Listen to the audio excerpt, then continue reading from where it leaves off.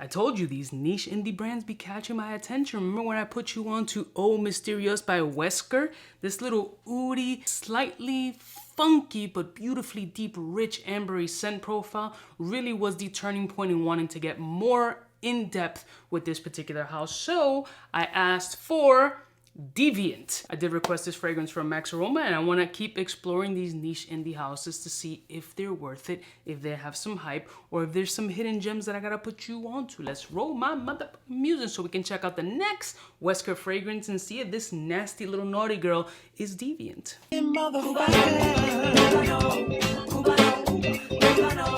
all alone in the villa, we're really yeah, there's some friends on the south side in case you cared. Out of all your friends, I wanna be Cuba.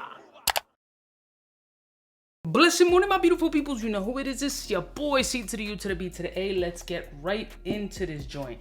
Presentation was definitely in there as far as curiosity is concerned. This has a little gold leaf accent there, which I'm definitely curious about peeling off and seeing if I can find some monetary value in it. I love gold!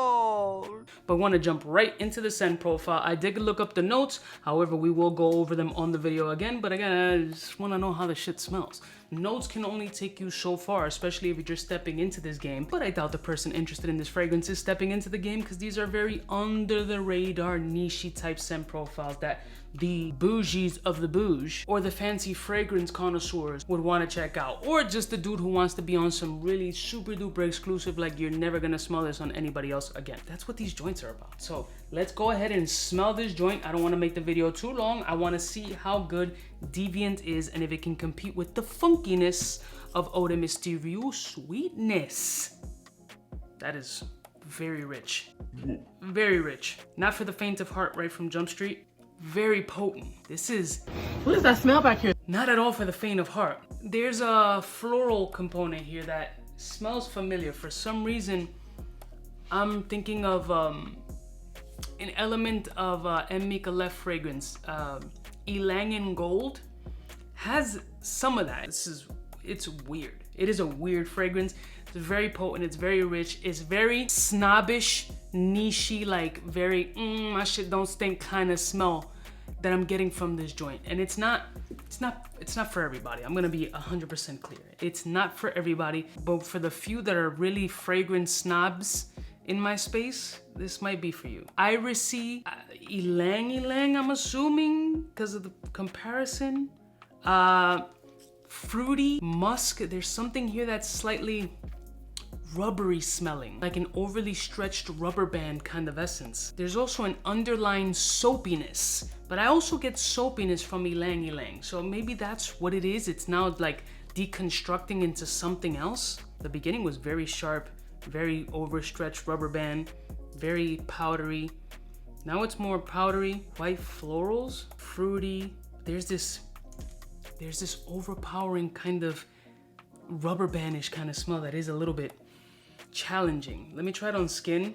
Although as challenging as it is, the skin always pulls out something different. And while this is drying, let's look up the notes. Grapes, raspberry, ylang, pink pepper, pink grapefruit, caramel, blackcurrant, rose, orris root, lipstick. So those two kind of leather, oud, vanilla, and tobacco. So based on me looking up the notes previously, that's probably where I'm getting the Ylang comparison. That was like a week ago. Okay, so on paper, it's not doing it justice, but you still get that rubber bandish, overstretched kind of smell. The fruitiness definitely pops more off of skin. It's a combination between orris and iris, or that lipstick combination, and it's very, very, very rich and deep.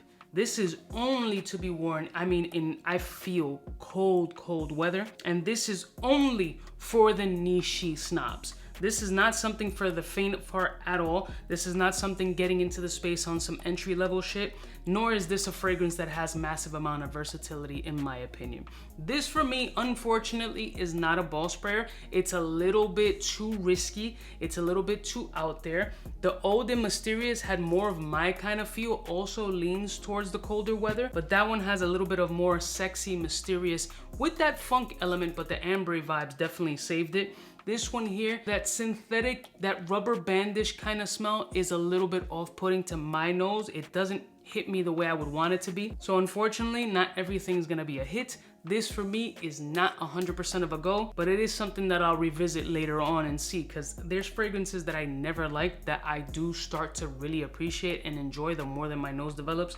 This might be a little bit too niche, above my pay grade. Shout out to Max Aroma for sending me this piece and sponsoring today's video. I will put a link in the description if you're interested in this particular brand. I still want to explore more on the high-end woody, deep, rich scent profiles. That means that there is an underlying sleeper next to this one in this house that I need to experiment with, and I will find it. I love y'all mother suckers from the heart. If you know any fragrances from the WESKER house that's absolutely drop dead amazing, please leave it in the comments below. I love y'all mother suckers from the heart, and I'll see y'all bitches next time. You know who it is, biggest in the game.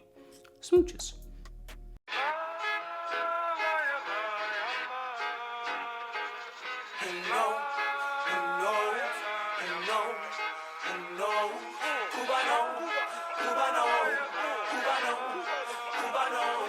What's fresh? Who's best? One of them's gonna pass the test. For the fly gun holder, money folder, motor roller, start tag when it's time to call back. For the rough, rugged, and raw way, this nigga Jay, it's a game, but he don't play. Hey, for all the chicks that got dead in the penthouse suite on top of my mom's crib. It's nonsense you never get in. It's nonsense that you would think that you would.